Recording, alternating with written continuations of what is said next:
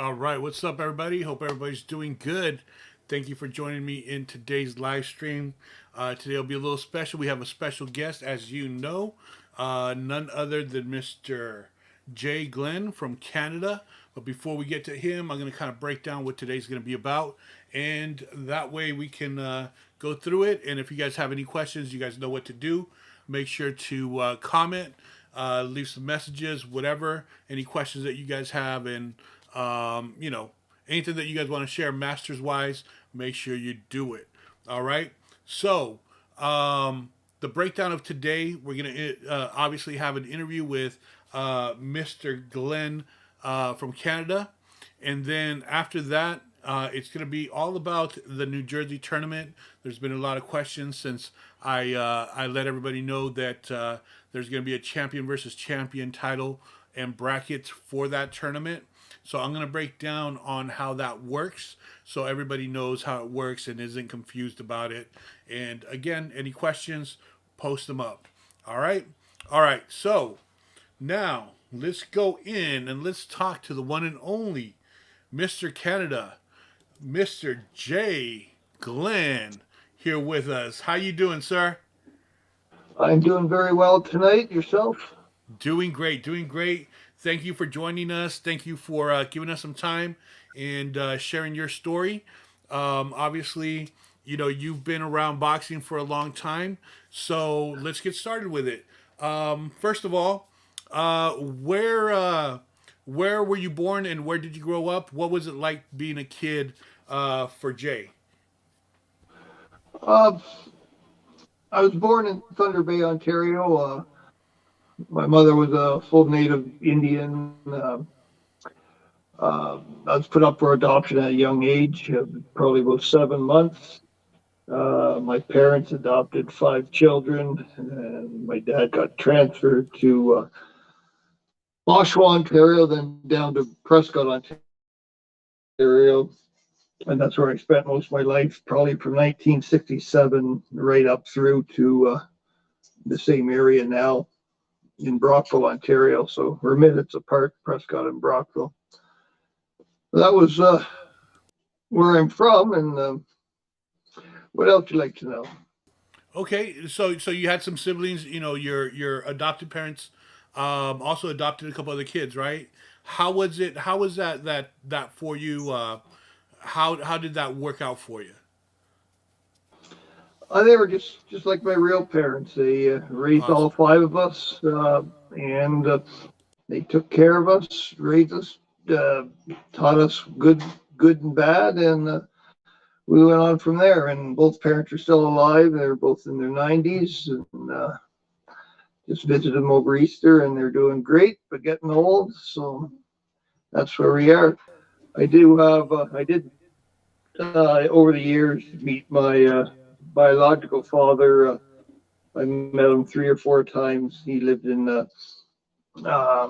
Vancouver, and we had a good talk many times. And his career was professional wrestling, and his name was Don Leo Jonathan.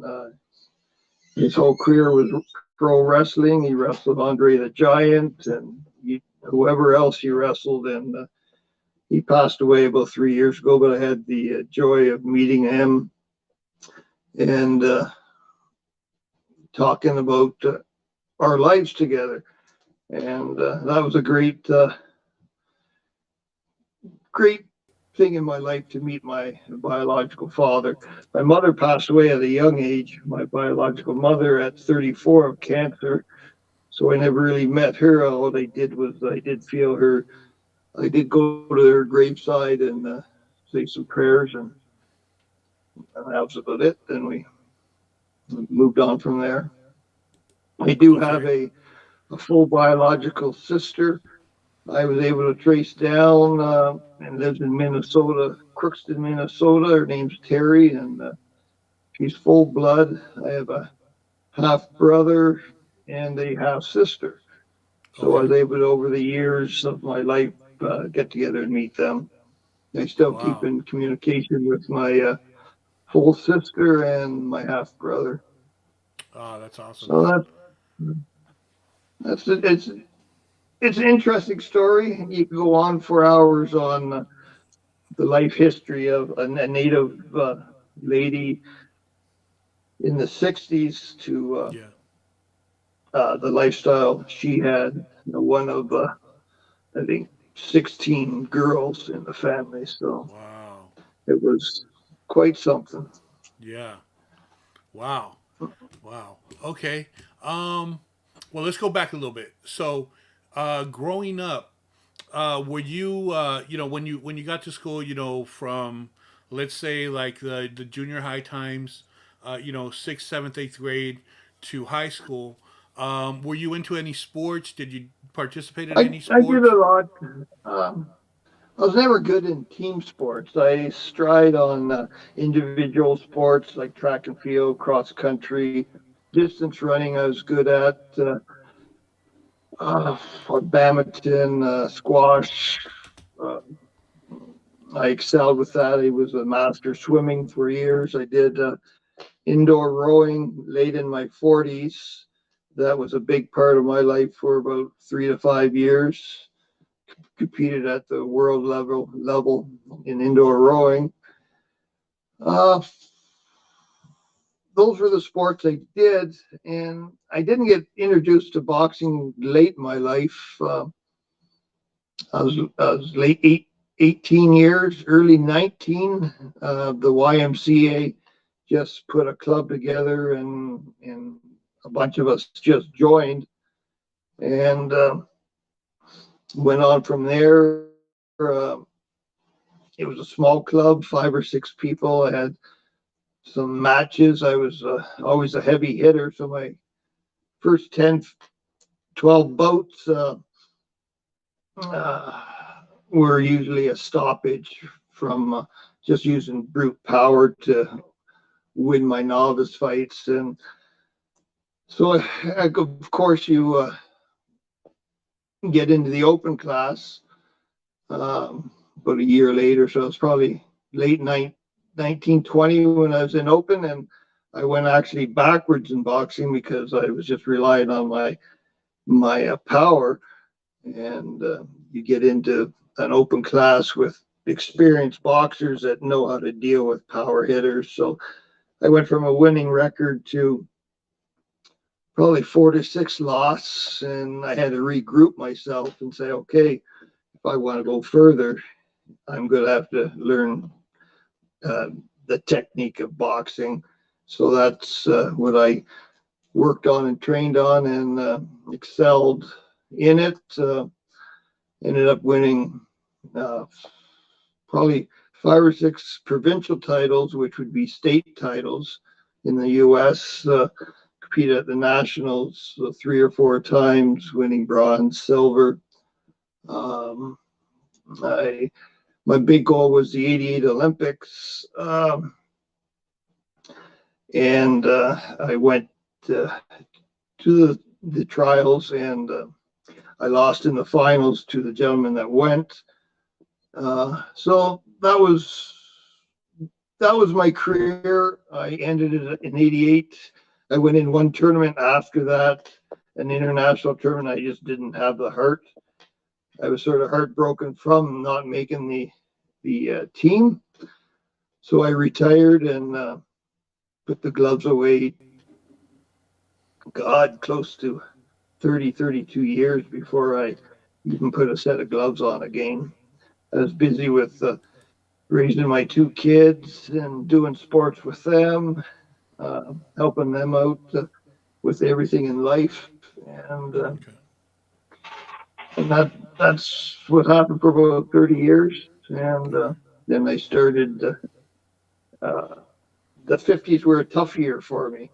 The I had my own business for years, doing mechanic work and sales. Uh, Okay. I was tired of that, gave that up. And then I went out west to work in the oil fields for 4 or 5 years. That was hard work, especially for someone just in around their 50s. And but I loved it. It was 3 weeks on, 1 week off, and that went on for a while. Uh, then the oil field went, the crude oil went downhill. They laid off everyone. I got laid off, so I looked what to do, and I started up another business of Amish sheds. But before that, what I call the 50s, the hardest years for me was, well, 54, I found out I had cancer. So Oh that wow. was a shock to my mind, my body. Uh, I had different options to get rid of the cancer, uh, chemo, operation. I elected to have the cancer removed, just gone. So it was around 54, I had that done. And then after that, I actually had a nervous breakdown, a depression, um,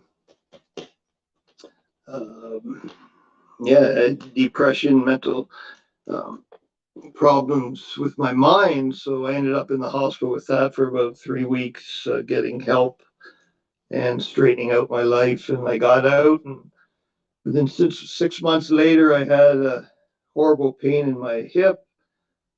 Within a year, I went in for a hip replacement, uh, and that was recovered, um, healed up from that. And once again, I went into a depression from that and ended up back in the hospital, yeah, for about 3 weeks to a month. And once again, I get out, and within 6 months later, my other hip went. So I had two hip Wow. replacements. I had cancer, two hip replacements Wow. all within 3 years. And it was very hard on the body. And the third time I had depression and mental health, I actually decided to commit suicide. So I went out, bought the stuff I wanted. I had a plan. I got in my car at night, drove to a vacant wooded area, listened to the radio. I went and bought a good high grade needle to withdraw blood. I bought a tube, joined it together, and put it into an empty 2 liter Coke can. And I was just going to stick it in a vein and let my blood drain out, and that was it. So, about after early 1, 2 in the morning, I started to poke in my veins, and the blood was just not coming out. And I was poking and poking. There's like blood everywhere, and it just wouldn't drain out. So eventually, after that, I must have fell asleep, and I woke up in the morning, and I don't know how someone knew I was there, but they were coming up to the car, and I started up, and he stopped me and said, "What are you doing?" And I just said nothing. So by then, the police were looking for me that night because I did leave a note, and so I was on watch. I knew to keep my phone off because they'd be able to trace it. So I said, okay, I failed. So I still Yeah. had my mind. I had to complete my quest to end my life. So I Wow. drove to the nearest drugstore, bought some razor blades, and got back in the car unseen. And I got down a highway, a 2 lane highway, and about probably 500 meters back, I saw a cruiser. And I said, "Oh God, I hope he's not looking for me." So I quickly turned left off a road, and he followed me. And I said, "Well, I knew it was over then." So I pulled over, and he parked in front of me and got out and said, "So you're having a bad day?" And I said, "Very bad." And he said, "Well, we can get you some help." So in the cruiser, I went back to the hospital for a good month, and Wow. a lot of theory, a lot of help from the doctors, and a big thing in that is that you gotta, at the time you want to end your life, you only think of yourself. You know you have people that love you, your parents, your friends, Absolutely. relatives, people around. They all love you. And believe it or not, there is so much mental health issues out there with everyone, which I didn't realize till I was in there and seeing people telling and people reaching out saying, I have this issue, I have this, I've been getting treated for years. So that helped me a lot. But the big thing was the doctor said, what do you love in life? What are you missing? What are you missing from uh, your life to make you happy? And I said, well, sparring. And I said, hey, I feel okay. I still got a tough head and chin, and I can throw punches. I said, I'm going to try uh, boxing. So there was really nothing in Ontario, Canada. So I looked in the States and I said, oh my God, it's everywhere. Master boxing. You want to go and fight in what state? You have your pick.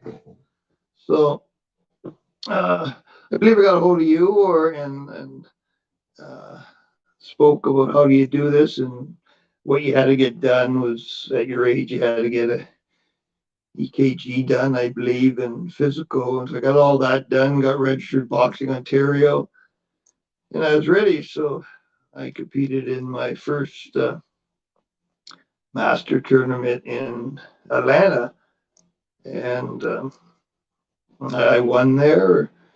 And then they started looking at more tournaments, and but I definitely wasn't the same boxer than I was. I, he's 40, 65 pounds heavier, uh, slower, awful shape, but I still had the heart and drive to compete.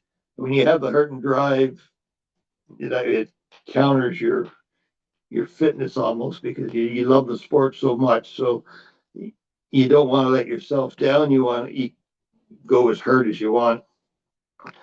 Uh, but I ran into, I think my second fight, I really can't do much cardio other than in the ring. I can't skip, I can't run.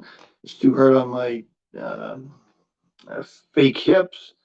I can do the fan bike and other things, but I just can't do the stuff that I love to do.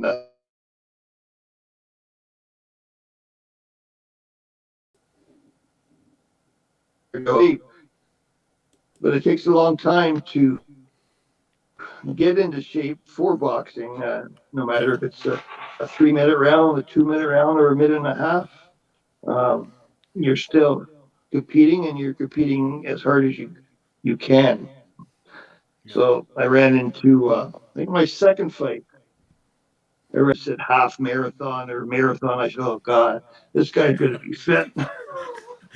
So, and I said, well, a good, a good boxer that's fit will definitely beat a hard hitter. So yeah, and Jimmy, smart boxer, he knew don't stand toe to toe, keep moving and tire me out. And that's what he Yeah. did, and I lost, and it that realized that okay, you got to get your cardio better, you got to get in better shape, you need more stamina, you need to do a lot more training. You just I can't rely remember. on a first round stoppage because you got to run into people. Yeah, I Yes. remember. I remember at that time also you were.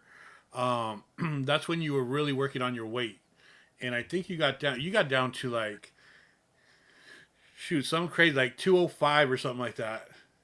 At one Yeah, point. that was later on. When I Oh, was fought it? Jimmy, Okay. I was 242. Yeah, and not in that good a shape. And Okay. he showed me what shape was all about. No, but you had that was a that I was wasn't happy at the time, but when I got home, I'm a smart boxer. I yeah, know what happened. I know. Yeah, yeah. and Go ahead. Go ahead. yeah. So I went on this mean diet. I wanted to get down to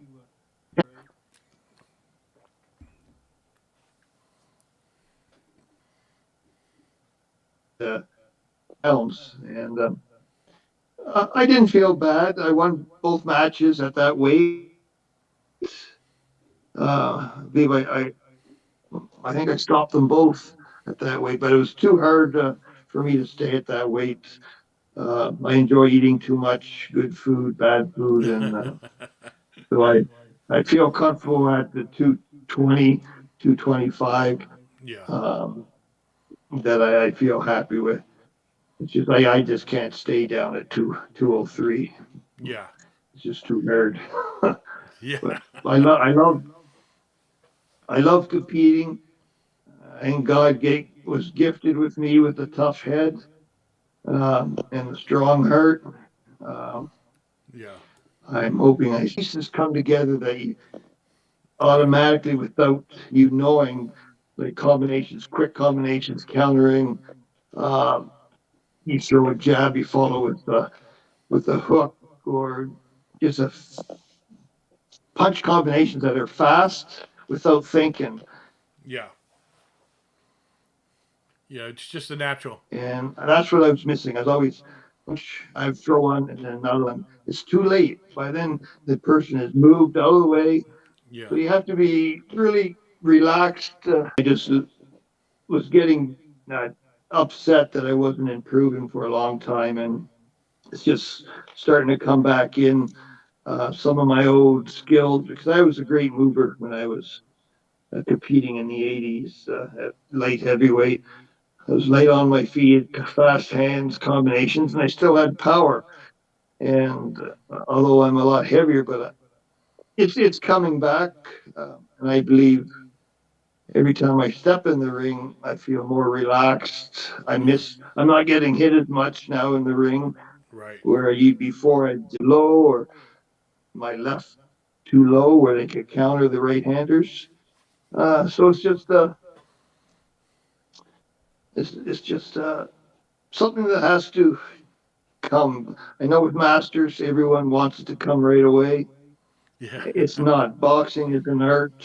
Um, if you expect to have combinations, smoothness, footwork, uh, all come together at once, it's not going to happen. It takes years of training, sparring, competing, keep it, and just work off that.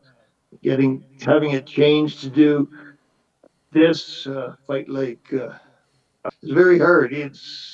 I just say let your body fall into its own technique and learn off that, and you'll find you'll do a lot better. But, but I'm happy to be alive still. I'm doing what I love, uh, coaching, boxing. I also ref and judge. Uh, my my ideal tournament, well, club show will be. I'm hoping to put one on in Brockville. Will be maybe in June or Okay. July, and it will be that I will coach one of my fighters as they're in the ring. But I just want to touch the mental health issue once again. There's a lot of it out there. Absolutely. I'm sure it's in boxing. I know some boxers that have had issues with that, and we spoke because they know what I went through, and I know what some of them have went through. It's you have to keep fighting. The help has to. You have to grab the help. There's people that love you. There's people that want to talk to you that will help you out. Don't keep things in. Express your happiness, your sadness, because there's always people there to listen. And it, it it's work for me daily. Uh, Got to take my meds. If bad thoughts I have, I've given the tools to bring myself out of that and keep pushing ahead. You got to look at I've met, like I say, you met Chrissy, my new partner. She's Yes. phenomenal with helping me through my issues of depression and mental health. She's always there. She knows when there's something wrong. and pulls me out of it. The three great kids she has, and right now I'm very content and happy in my life to strive and keep going.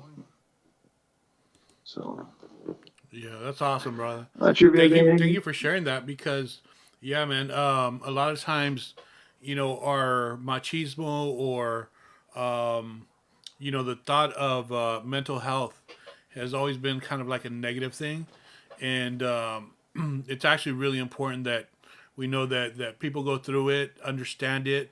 For those that do go through it, understand that yeah, there's people that love you and there is help. You know what I mean? Don't give up. There's Oh, always yeah. help. And the great thing is, brother, that you're here. God had a different plan for you, and here you are. You know what I mean? And we're glad that you're here. Yeah, and I'll get back to one the other thing, and I sort of laugh at it, but at the time I didn't. When I was trying to end my life, the blood was so thick. So later on, after that, at the hospital, they took my blood out and they said, "You have a rare disease of thickening of the blood." And I said, "Oh, Wow. okay." I said, "Well, that's what happened. Why I couldn't, because it should have come out like a sprinkler, and it didn't. It came out like blue." And so that's, I guess there was a God there that wants me to continue on in life. So, Absolutely, absolutely, and like you said, you have your gym, you're teaching kids, and this is a great part. This is the part I love that you were talking about yourself, not caring, like kind of not caring about yourself and wanting to end your life, but what made you happy was being able to help other kids in boxing. You know what I mean? So that's that shows a lot. You know what I mean? Um, let's go to this. So now that you've competed in the Masters and you have a feel for it, obviously you've met a lot of different people, communicated with a lot of different people. What's your goals for the next couple of years in the Masters? uh, still do tournaments. Uh, I do want to compete just once at the Pan Pacific Games in Australia. Okay. It's big like the Olympics. There's like 40 some sports. It goes on for about 12 to 14 days. Boxing is a sport, and it's a very expensive trip to go to that far. But I would love to just compete at that and just do it once, and that's will be just about it. Because if anyone ever wants to look it up, it's called Pan Pacific Games in Australia. It runs once a year, 40 sports from golfing to whatever you would think Yeah. in the Olympics. It's kind of like And a they have Masters math. It's Olympics. just strict. Yeah, it's just full of masters and Yeah. every age. And boxing is a huge No. event there. And I would like to go to that before I Yeah. hang up the gloves. Yeah. We've talked about it. We've actually talked about actually taking like a group and competing over there. The only Yeah. the only problem right now is, and we're trying to figure it out basically, but the only problem is with them, they allow previous pros to actually compete. So that's where Yes. like it becomes a gray line with like USA Boxing. You know what I mean? So Yeah, and I read that if you get a letter and you've been out of the sport for 9 months, we can go amateur versus amateur. You know what I mean? yeah, and that's the way it should be. Having a pro, that'd be like Mike Tyson saying, "I'm going to fight in the Pan Yeah, Am yeah. or Pan Pacific Game," and he What would can. stop him from it? You know what I mean? That's the thing. Yeah, You know? or but that's the only thing I was questioning about. Yeah, So we're thinking on the same page. Like, hey, yeah, read the fine print. You could have a pro, an ex pro there. You get an ex pro in its 40s. They're still pretty mean. yeah, And yeah. Yeah. No. Even 50s or 60s, they get Yeah. still. I know some pros that I see at clubs, and Yeah. they can still go good. Yeah. Yeah. We'll keep in touch on that, brother. We'll keep in touch on that and Yeah, see if we can put something together where we can take some teams out there and make it happen out there. yeah, that'd be awesome because that's a big event. Yeah. Yeah. It'd be awesome to see something like that because we have something similar out here where there are like it's a Masters Olympics. The only thing is they don't have any boxing. You know what I mean? Yeah, So that's kind of what's missing. But yeah, I'd love to see like the whole atmosphere of that. You know what I mean? I think that would be pretty cool. yeah, and there's what else I got? Yeah, there's definitely terms coming up. I'm very interested in. You got the Vegas one again, that 4-day tournament for juniors and masters. Yeah. That'd be an awesome event. You've got the Bronx and New York, I believe, coming up, and Brooklyn. Brooklyn. Brooklyn and Connecticut, uh, Atlanta, Yeah, is it? both Brooklyn, New York, and Brooklyn, Connecticut. Yeah. So those are big tournaments. I'm just watching my partner's son just been diagnosed with his cancer flared up again. Oh So wow. he's back in the hospital. Probably going to go through. I'm just waiting the news to see where it has spread or so prayers out to him. Good Yes, old our prayers are Slater. with him, bro. So Definitely, yeah, definitely, our prayers are with but him. he's a warrior. He'll get through it. All right, So all right. Well, let's go to this. So now that you've had experience with not just amateur boxing but now masters boxing as well and everything, what would you say to someone that's in their later age, loves boxing, always wanted to participate in it, but doesn't know, should I do it, not do it? What advice would you give them? uh, I would honestly have to say is if it, and I know people that have started in their 40s, early 50s, no boxing experience. They just want to do it and either to get in shape or compete. Um, I would say just find the right coach that will help you, train you properly. You have to get fit. Um, you have to spar, see how you could take a punch.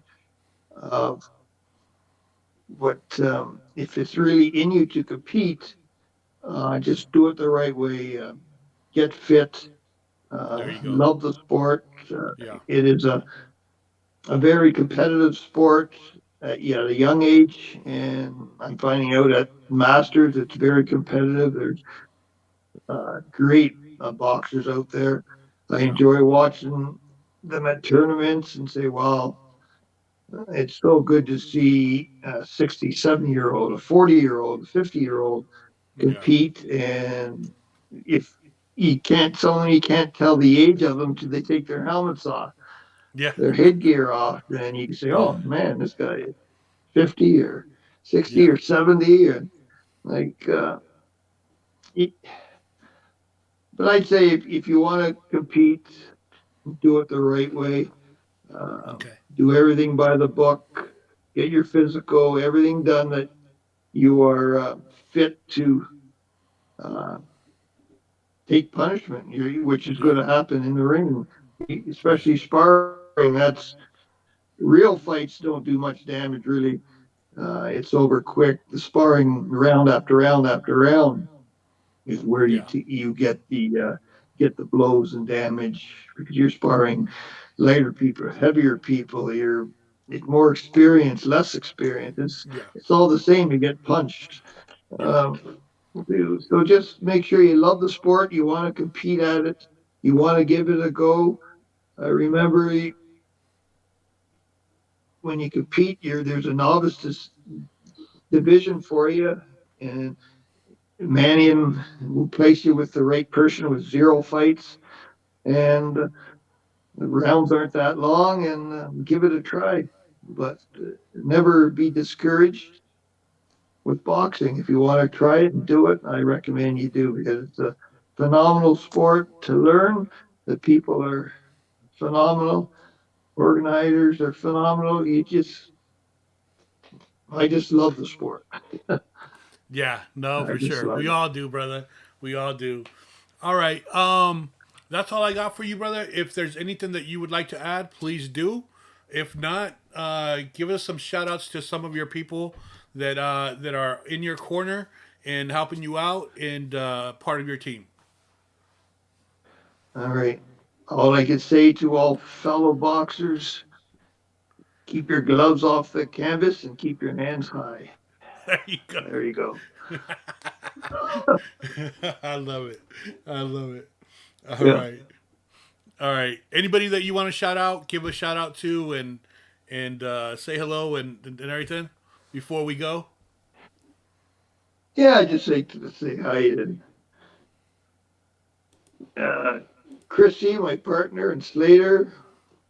Hang in there, and Trent and McKenna, and my family and sisters and cousins. And thanks for caring and loving for me all these years because it hasn't been that great for you guys to put up with me. But I'm on a mend and I love you all. And Awesome, that's brother. about it. Awesome. Well, Well, thank you for listen, man. having me. And we will see you hopefully at the next tournament and Absolutely. find me someone. I will. Yeah, that's man. Thank you so much for coming on. Thank you for sharing your story, your struggles, and your triumphs. You know what I mean? We all have certain demons in our closet that we have to battle and whatnot. So just everybody out there know that there's people that love you and people that care for you. Just know that you're not alone. You know what I mean? So once again, Yeah, Jay, thank you so it's much for coming on. We really, really appreciate you. We look forward to seeing you at the next events. And for those that don't know, this man is not only a boxer, he's also an official, a judge, and he owns his own gym as well, where he trains kids and everything. So, salute to you, my brother, and continued success. And we will see you soon. all right. All right. All right. We're going to take a quick commercial, then I'll be back and we'll talk a little bit about the New Jersey tournament. And that's how we'll do it.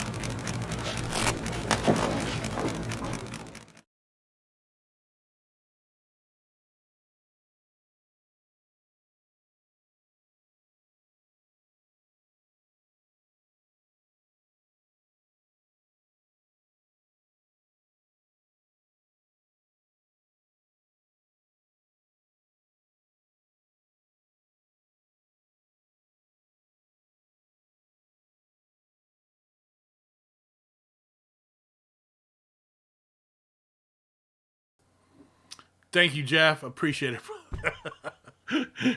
I mute myself, but anyway. So anyway, I wanted to say thank you to Jay once again. Thank you to Title. For those of you that travel to events without a coach, make sure that you know how to wrap your hands with wraps because there's not always time to be able to wrap them with gauze and tape. So it's very important that you learn. That was a little clip there from Title Boxing showing how to wrap hands with hand wraps. All right. All right, everybody. So I apologize. There were some glitches throughout. I'm not sure if it's my internet connection or if it was Jay that was having trouble. Do you still no audio? I should have audio now. Can you guys hear me? Give me a thumbs up if you can hear me now. Okay, we have audio, so okay, let's get it going. All right, so we have audio. Okay, perfect.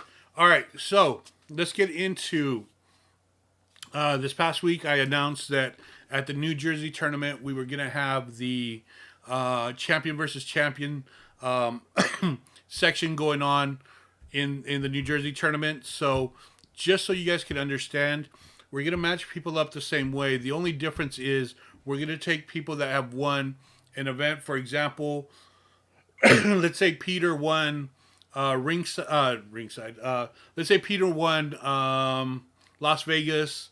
Mark won Rude Dog, and then two other guys won two other tournaments. Right? Well, they're all in the same weight class, the same age range, and experience, and they all won a different tournament. So what we want to do is put them together and let's see who's the champion of champions, and that's where the title comes from. You know what I mean? So that's what we're gonna do. So it doesn't matter if you're a novice or if you're an open boxer. What matters is did you win a title, and then we're gonna group you the same way we do with any other bracket. We'll group you with the same experience, same age, and experience range. Okay, so there's nothing that changes as far as that. It's just that we're going to take the champions from different events, put them together, and see who comes out on top. Now, just like our regular pairings, there might be only two 70-year-olds that won an event. So we match them two up, just like we would if there was only two 70-year-olds that would match up in a regular, in a regular bracket. This doesn't mean that if you've never won a tournament or if you didn't win a tournament, this doesn't mean against each other to figure out. We don't have a ranking system, so this is going to kind of start a little bit of a, see who's the top dog in this, okay? So just to make it a little bit more exciting, there'll be different titles for each bracket. So that's how we're going to do it. Any questions on that, post them up. What I'm going to do is I'm going to put a video together with some examples and whatnot to make it easier to understand. All right, I got a couple questions here. Let me see. How many rings in New Jersey? There's going to be 2 rings in New Jersey.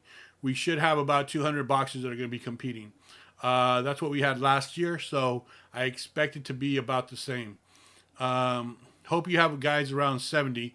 If you go to the website, you'll see that there's a few guys that are 70. There's guys that are 68, 69, 64, 68, whatever. You know what I'm saying? You just got to go look and see who's registered. So there's quite a few that are in that age. Now, your weight class, that's a different story. So just be patient. I'm sure there will be. Last year we had, I think, 3 or 4 that were in your weight class, if I'm not mistaken, which was 150 pounds. Yeah, there was about 4 of them. All right.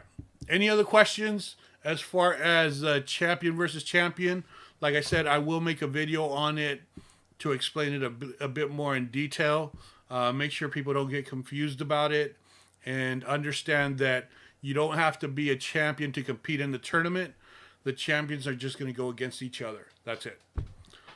All right.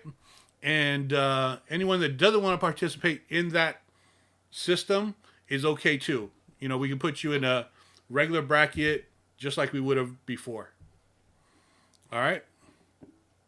All right. Any questions, concerns, suggestions, anything anybody wants to talk about?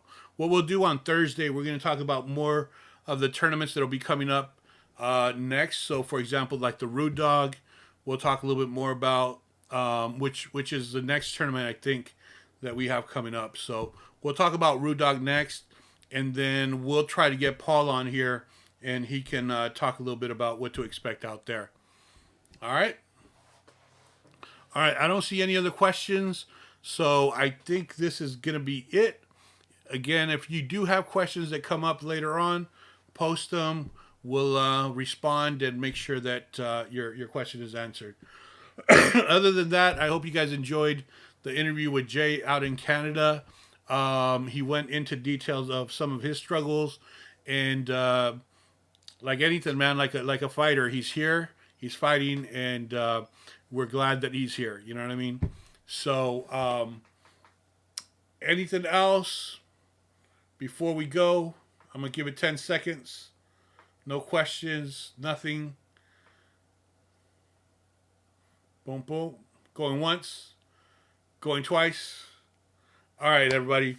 Thank you for joining me once again. We'll do this again on Thursday at 5 p.m. Pacific Standard Time and 8 p.m. Eastern Standard Time. We might have another guest. We might not, but there'll be some content for you. And other than that, stay well, keep training, get yourself ready. There's a lot of events coming up. Make sure you participate. And with that, I'll see you guys on Thursday.